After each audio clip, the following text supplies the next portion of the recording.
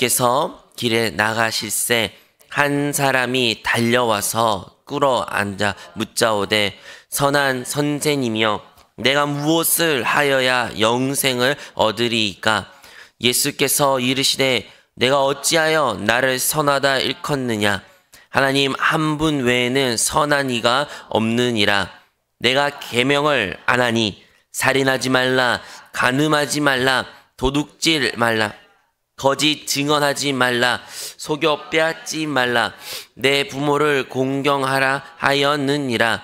그가 여짜오되 선생님이여 이것은 내가 어려서부터 다 지켰나이다. 예수께서 그를 보시고 사랑하사 이르시되 내가 아직도 한 가지 부족한 것이 있으니 가서 내게 있는 것을 다 팔아 가난한 자들에게 주라. 그리하면 하늘에서 보화가 내게 있으리라.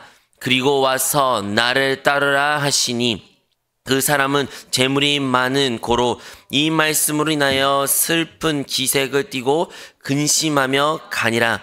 예수께서 둘러보시고 제자들에게 이르시되 재물이 있는 자는 하나님의 나라에 들어가기가 심히 어렵도다 하시니 제자들이 그 말씀에 놀라는지라.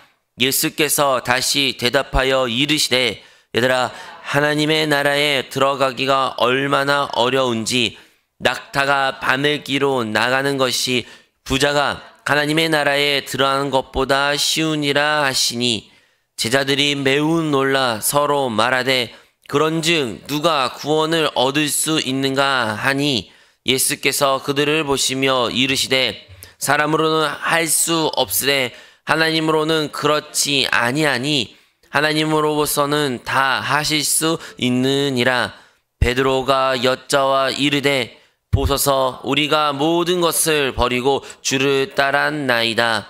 예수께서 이르시되 내가 진실로 너희에게 이르노니 나와 복음을 위하여 집이나 형제나 자매나 어머니나 아버지나 자식이나 전토를 벌인 자는 현세에 있어 집과 형제와 자매와 어머니와 자식과 전토를 100배나 받되 박해를 겸하여 받고 매세의 영생을 받지 못할 자가 없느니라.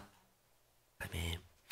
오늘 전 여러분과 함께 마가복음 10장 17절에서부터 30절 말씀을 가지고 함께 나눌 설교의 제목은 누가 영생을 누리는가입니다.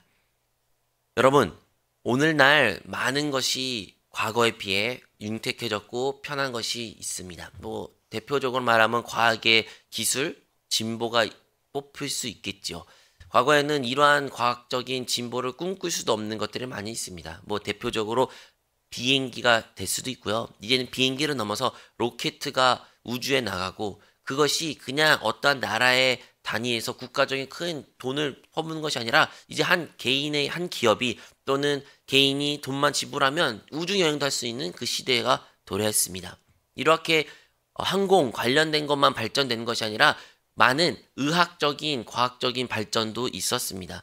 옛날에는 60살 환갑만 돼도 너무나도 오래 살고 축하받는 일이라 환갑 잔치도 했지만 올해는 지금은 환갑이라는 단어가 무색하게 그러한 잔치를 하지 않고 70, 80, 이제 100세를 바라보는 시대에 우리가 살고 있습니다. 그런데 그 과학의 발전이 더 진보되고 나날이 발전된다는 그 이름 하에 우리가 생각할 수 없는 것조차도 지금 많은 것이 이루어지고 있습니다. 대표적으로 이제 난자와 정자가 만나서 흔히 말하는 수정해서 사람이 잉태가 되는데 그러한 것을 사용하지 않고 단순히 그냥 DNA 세포의 조직만 가지고 수정을 성공했다는 뉴스가 나왔습니다. 이제 사람은 사람의 자신의 기술력 가지고 사람을 수정할 수도 있고 아직 윤리적인 문제가 있어 사람을 태어나진 않았지만 하지만 그들은 이제 그런 기술을 보유했다라고 그렇게 대대적으로 신문 기사가 난 것을 볼 수도 있습니다. 하지만 그러한 것을 볼 때마다 그것 가운데 항상 자랑이 있는데 그 자랑은 다름 아니라 바로 사람들의 자랑입니다. 우리가 이렇게 기술이 발전됐다. 우리가 이렇게 많은 것을 새로운 것을 개발했다. 이렇게 서로 자기 이름을 내세우고 자기의 업적을 자랑하곤 합니다. 하지만 과연 그러한 자랑을 피치는 모습이 올바른 모습일까요? 이 모든 것은 이미 하나님께서 창세 전에 그리고 창세 이후 계속 우리 안에 이미 다 만들어 놓으신 사실인데 인간은 그것을 발견한 것뿐인데 그럼에도 불구하고 하나님을 모르는 사람들은 그 모든 것들이 자신의 힘과 노력으로 이뤄진 것이라고 생각하고 자랑하곤 합니다. 그리고 이러한 자신의 힘으로 그리고 자기의 노력으로 모든 것이 이루어졌다고 생각하는 사람들은 이제 하나님의 구원에 대해서도 그렇게 말하곤 합니다. 세상 사람들은 이렇게 말합니다. 우리가 그들에게 향하여 예수 그리스도를 믿으십시오. 예수님을 믿으시면 하나님께서 우리의 죄를 사하사 우리를 구원하시고 우리에게 영생을 주십니다. 이 말에 크게 동감하지 못합니다. 그들에게 있어서는 너무나도 그 말이 쉽고 너무나도 그것이 쉬워서 도리어 그것이 믿겨지지 않을 때도 있다고 합니다. 많은 믿지 않는 사람들은 그래서 우리가 무엇을 더 하면 됩니까? 내가 어떻게 해야 됩니까? 라고 묻지만 하지만 우리의 대답은 무엇입니까? 성경에 게시된 하나님의 말씀은 무엇입니까? 오직 의인은 믿음으로 말미암아 산다와 같이 오직 우리가 주 예수 그리스도를 믿음으로 통하여 우리가 구원을 얻고 하나님의 자녀가 된 줄로 믿습니다. 하지만 그 단순한 것을 믿지 못하는 많은 세상 사람들이 있습니다. 하지만 이제 우리는 그 믿음을 소유한 자요, 예수 그리스도를 믿는 자요, 이제 믿음의 생활, 하나님의 자녀가 된 자인 줄로 믿습니다. 하나님의 자녀로서 우리가 이제 신앙생활을 하고 있는데 그런데 우리가 신앙생활하면서 우리도 이러한 질문을 비슷하게 하곤 합니다. 내가 무엇을 해야 더 하나님을 누리고 내가 무엇을 해야 더 구원을 얻으며 내가 무엇을 해야 이 영생을 누릴 수 있습니까? 혹시 그러한 질문을 하신 적은 없으십니까? 신앙생활하면서 여전히 내가 무엇을 해야지, 내가 어떤 것을 해야지, 그래 이것을 해야 돼, 이것을 저것을 해야 돼. 그리고 반대로 그것을 행하지 않는 자들에게 그것을 부족한 모습이 보일 때마다 우리 안에 정죄와 혹은 자기 자신에 대한 정죄가 가득한 모습들이 있곤 합니다. 그렇다면 그 질문에 한번 우리가 묵상하기를 원합니다. 우리가 하나님께 주신 이 영생이 있는데 이 영생을 온전히 누리기 위해서는 하나님의 구원을 온전히 체험하기 위해서는 우리는 무엇을 해야 될까요? 여러분 우리가 예수 그리스도가 오늘의 본문의 말씀에 나오는 것처럼 그 유대 지방에 돌아다닐 때 한 청년이 왔습니다. 그 청년은요 예수님을께 나온 이유가 다름 아니라 바로 그 영생을 어떻게 하면 얻을 수 있는지에 대한 질문을 한 것입니다. 예수님은 말씀하셨죠. 모든 계명을 지켜야 된다. 그래서 청년들은 말합니다. 내가 모든 계명을 어렸을 때부터 지켰기 때문에 그거 말고 또 다른 게 무엇이 있습니까? 또 다른 거 내가 무엇을 해야 됩니까? 라고 말합니다. 아마도 이 청년이 했던 말은 참인 것 같습니다. 예수님께서 그 말씀을 들으시고 사랑하사 한 가지가 부족하다 말씀하시면서 너의 가지고 있는 모든 소유물을 팔고 이제 나를 따르라 라고 예수님께서 말씀하셨습니다. 그런데 이 청년은 부자였습니다. 재물이 많은 사람이었습니다. 그 이야기를 듣자마자 근심 걱정이 들었고 결국에는 그 말씀을 순종하지 못하여 그냥 예수님 곁을 떠날 수밖에 없었다라고 오늘의 본문에 나오고 있습니다. 그리고 이렇게 따르는 자만이 하나님의 나라에 들어갈 수 있고 하나님의 구원의 영생을 누릴 수 있다고 예수님께서 말씀하셨을 때 베드로가 말하죠. 주님, 나는 주님을 진짜 사랑하고 주님을 위해서 모든 것을 버렸습니다 라고 고백하며 예수님께서는 그 고백을 기쁨을 받으시고 그 내세에 더 많은 것으로 100배로 더 많은 것으로 하나님께서 너에게 복을 주실 것이다 라고 대답하며 오늘 본문의 말씀이 끝납니다. 여러분 이 청년이 예수님께 나왔던 자세가 무엇입니까?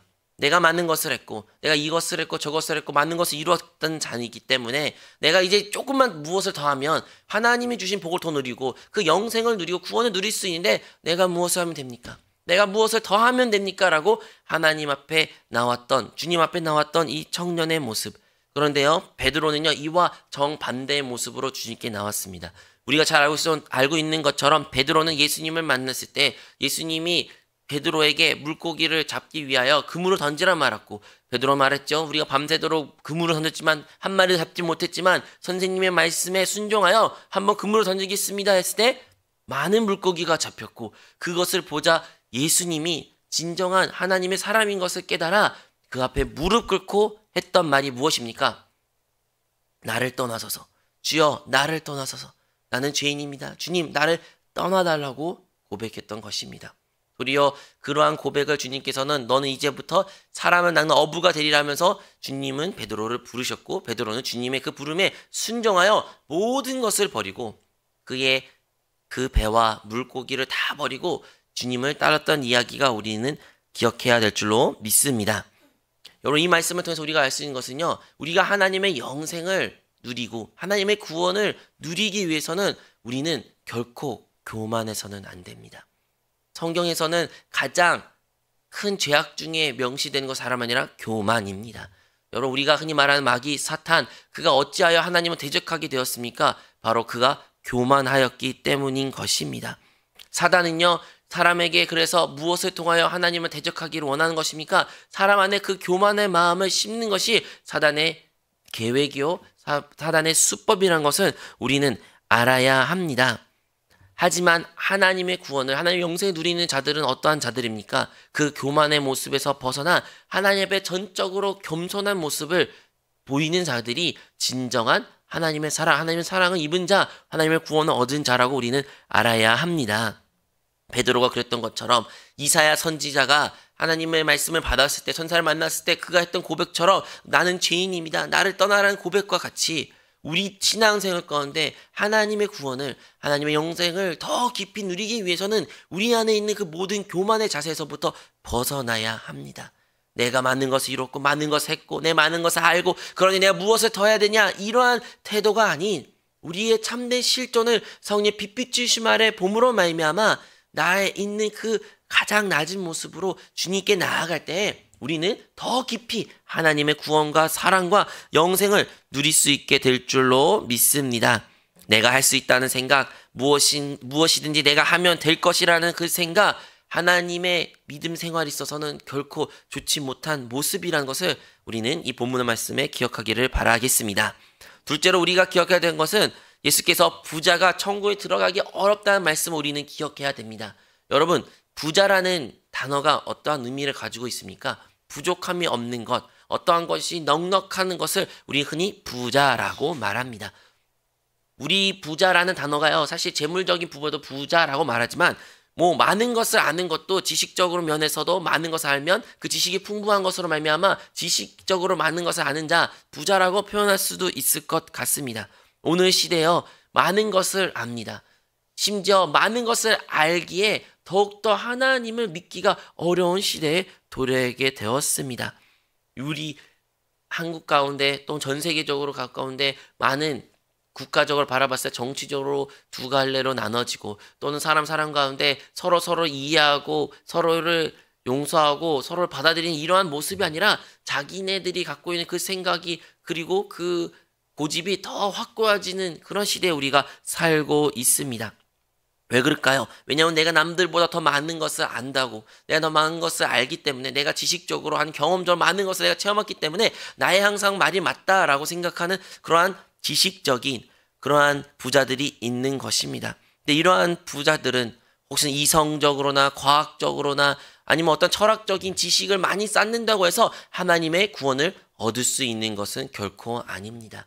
그것은 마치 낙타가 바늘귀에 들어간 것이 어려운 것 같이 그러한 지식의 지혜 혹은 도덕의 윤리의 철학의 그런 것 지식이 결코 우리를 영생을 누릴 수 있는 길이 아니라는 것을 우리는 알아야 합니다. 여러분, 또한 율법적인 부자들이 있습니다. 율법적인 부자라는 것은요, 나의 율법을 잘 지키고 많은 행위가 성실히 도덕적인 면에서 아주 깨끗한 사람들을 말할 수도 있을 것 같습니다. 그런 사람들은요, 나의 행동의 행실이 항상 깨끗하고 선하고 그것을 힘채어 하나님의 구원과 상관없는 일을 많이 하곤 합니다. 우리는 이러한 모습을 무엇이라고 지칭합니까? 바로 종교생활이라고 말합니다. 종교생활. 세상에 많은 종교가 있습니다. 그리고 그 종교들의 특징은 무엇입니까? 결국에는 선을 행하라는 것입니다. 착하게 살고 좋은 일을 많이 하라라는 것이 종교가 말하는 일입니다. 그리고 그런 종교 생활에 푹 빠진 사람은, 그 종교에 심취한 사람들은 어떻게 되는 것입니까? 참되신 하나님의 복음을 받아들이지 못합니다. 그들이 그 종교적인 부자, 종교적인 가치관으로 똘똘 뭉치게 된다면 그 선함이, 자기가 착함이 결국에는 그것이 자기를 구원할 것이라는 믿음으로 말미암아 그럴 땐 믿음이 결국엔 하나님의 영생을 누린 것부터 벗어나게 된다는 것입니다.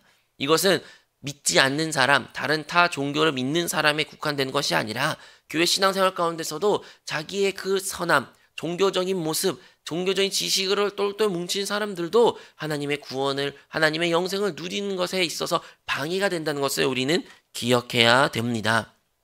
그리고 세 번째로 다행히 권력과 재물이 많은 사람들이 하나님의 그 나라의 천국에 들어가는 것이 매우 어렵습니다. 많은 것을 가지고 그 재물로 인하여 혹은 권력으로 인하여 사람들은 시험에 들게 될 것이며 그 시험에 빠짐으로 말미암아 하나님의 말씀을 따는 삶이 아니라 결국엔 자기가 가진 것을 붙잡고 그것을 소유하고 그것을 지키려 하는 모습을 가질 수밖에 없는 것입니다. 씨 뿌리는 비유와 같이 그 씨 뿌릴 때 우리가 그 씨에 예수 그리스도의 말씀에 많은 열매를 맺고 풍성한 그 영생과 구원을 누리기 위해서는 우리에게 옥토 같은 좋은 밭이 있어야 되는데 우리에게 그런 많은 재물과 또한 많은 것을 권력을 가지게 된다면 사람은 자연스럽게 그것을 지키려고 합니다. 그리하여 이러한 다양한 부자들은 하나님의 나라를, 하나님의 구원, 하나님의 영생을 누리지 못한다는 것을 우리는 알아야 합니다. 그렇다면 누가 누릴 수 있는 것일까요? 그것은 오직 모든 것을 버리고 주님을 따르는 자만이 그 영생을 누릴 수 있다는 것을 우리는 기억해야 될 줄로 믿습니다. 물어보죠. 누가 구원을 얻을 수 있습니까? 제자들이 예수님께 물을 때 제자들이 그 예수님의 질문을 했을 때 이 모든 것은 어떻게 구원을 받을 수 있다는 것입니까? 바로 하나님으로부터 비롯된다라고 주님은 말씀하셨습니다. 부자가 구원받는 것이 이렇게 어려운데 어떻게 구원을 받을 수 있나요? 주님이라고 물었을 때 예수님은 그것은 사람으로 결코 할 수 없다. 하지만 하나님만이 하실 수 있다. 우리가 모든 것을 버리고 모든 것을 다 내려놓고 나의 재물과 나의 지식과 나의 경험과 나의 어떠한 윤리적인 선한 도덕을 다 내려놓고 그냥 온전히 주님을 따르는 삶은 사람으로서는 불가능합니다. 하지만 그 불가능한 일을 주님께서, 우리 하나님께서는 하실 수 있다는 것을 우리 모두 기억하시기 바랍니다. 이것은 무엇을 의미한 것입니까? 바로 전적인 하나님의 은혜라는 것입니다. 어떠한 구원에 있어서는 우리의 자랑이 있을 수 없습니다. 우리의 어떠한 공덕이 들어갈 수가 없습니다. 그 모든 것은 하나님으로부터 비롯된 것이며 하나님이 우리에게 주신 큰 복이라는 것을 우리는 기억해야 될 줄로 믿습니다. 베드로가 말하죠. 주님, 우리를 보십시오. 우리는 주님을 위해서 모든 것을 버렸고 주님을 따릅니다. 라고 말했을 때 주님께서 그 고백을 기쁨으로 받아들이셨습니다. 그래서 우리는 예수님을 인하여 받은 모든 손해, 희생은요, 주님께서 그냥 보고만 계신 것이 아니다라는 것을 기억해야 됩니다. 여러분, 우리가 이 땅 가운데 예수 그리스도를 믿고 따르면 다행히 많은 것이 부족하고 힘들고 문제와 역경이 있을 수 있습니다. 하지만요, 그러한 모습들은 이상한 것이 아닙니다. 우리 주님께서는 이미 그러한 일이 있을 것이라 말씀하셨고 주님께서는 나로 말미암아 핍박과 고난을 받을 것이라고 말씀도 하셨으며 또한 나를 따르기 위해서는 자기를 부여 자기 십자가를 지고 나를 따르라고 주님께서는 말씀하셨습니다. 하지만 그냥 우리가 괴롭고 힘든 것을 원하셔서 말씀하신 것이 아니라 주님께서 그 모든 것을 보시고 기억하시고 또한 그것을 상응하는 보답을 더 많은 것을 우리에게 허락하실 것이라 라고 약속했던 것을 우리는 기억해야 될 줄로 믿습니다. 그럼 우리가 이 땅 가운데 받는 고난과 핍박은 우리에게 장차 올 그 영광과는 결코 비교가 될 수 없습니다. 나를 위하여 나의 재물을 위하여 내가 부자 되고 이 세상 가운데 머리가 되는 그러한 고난 핍박이 아니라 진정으로 그냥 주님을 위한 주님으로 비롯된 그 모든 고난과 핍박은 주님은 다 기억하시고 우리에게 더 왕같은 제사장으로서 다음 세대에 우리가 누림을 허락하고 구원을 허락하고 영생을 허락하실 줄로 믿습니다. 예수님 믿는 것보다 더 귀하고 값진 것은 이 세상에 없다는 것은 우리는 알아야 합니다. 그렇다면 우리가 주님을 이렇게 따라야 되는데 모든 것을 버리고 주님을 온전히 바라고 주님만 따르는 신앙생활을 해야 되는데 이것을 실질적으로 삶 가운데 어떻게 할 수 있는 것인가요? 그것은 바로 자아를 버리고 오직 주님을 따르는 삶, 즉 우리의 육으로 사는 것이 아니라 우리의 영의 사람이 되어 영으로 사는 삶이라는 것을 우리는 기억해야 될 줄로 믿습니다. 그것은 곧 나는 죽고 주님이 사는 삶입니다. 내가 그리스도와 함께 십자가 못 박혀 죽었나니 그러니 이제 내가 사는 것이 아니요 그리스도께서 사신 것이라 라는 고백과 같이 우리가 이 세상 가운데 이제 주님을 따르기 위해서는 결국에는 또 내가 살려고 하고 나의 힘과 나의 노력으로 살아가게 된다면 결코 다시 원점으로 돌아간다는 것을 기억해야 됩니다. 주님이 말씀하셨죠. 이 모든 것을 하나님이 하실 수 있다. 맞습니다. 우리 안에 계신 그리스도가, 우리 안에 계신 그 생명이 그리스도의 영으로, 성령으로 말미암아 오직 성령께서 이 모든 일을 하실 수 있습니다. 그래서 우리가 해야 되는 일은, 우리가 취해야 할 태도는 내가 사는 것이 아닌 그분이 사시는 것입니다. 나의 생각을 따라 행동하는 것이 아니라 그 영을 따라 사는 것입니다. 나의 생각을 영 안에 두고 영의 것을 생각하고, 우리가 그렇게 우리의 육신의 행동을, 모든 육적인 우리의 행위를 멈춰버리고 죽임으로 말미암아 영을 따라 살 때 우리는 하나님의 구원과 그 영생을 온전히 우리 삶 가운데 누릴 수 있을 줄로 믿습니다. 우리 안에 계신 주님은, 우리 안에 계신 그 성령님은 우리의 능력이 되시고 지혜가 되시고 우리의 모든 것이 되신 줄로 믿습니다.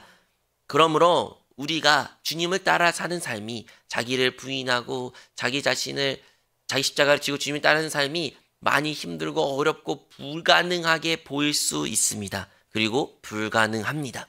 하지만 다시 한번 오늘 우리 삶 가운데 우리가 하는 것이 아니라 우리가 오직 그냥 영 안에 거하고 영 안에 머물고 성령을 따라 성령 충만할 때, 그리고 성령 인도하심에 순종할 때 주님께서 그 모든 일을 행하시게 될 것이며, 오늘도 주님의 더 크신 구원과 그 영생을 누리는 오늘의 삶이 될 줄로 믿습니다. 누가 영생을 충분히 그리고 충만하게 누릴 수 있는 것일까요? 누가 구원을 얻을 수 있을까요? 그것은 지식을 쌓아서 얻을 수 있는 것이 아닙니다. 재물이나 권력이 많다고 얻을 수 있는 것도 결코 아닙니다. 율법이나 종교적인 행위로 구원은 얻을 수 없습니다. 오직 이러한 것들은 다 예수 그리스도를 따를 때에, 우리 안에 이제 보혜사 성령을 함께 하신 그리스도의 영을 따라 살아갈 때에 그 성령에 따라 순종하는 자들만이 하나님의 구원을 충만히 누리며 그 영생을 오늘 삶 가운데도 누릴 수 있게 될 줄로 믿습니다. 우리 모두가 그 하나님의 구원을, 하나님의 그 영생을 오늘 삶 가운데 누리시기 바랍니다. 기도하겠습니다. 하나님 아버지, 우리가 다시 한번 주님을 온전히 따르는 삶을 살기를 작정하였습니다.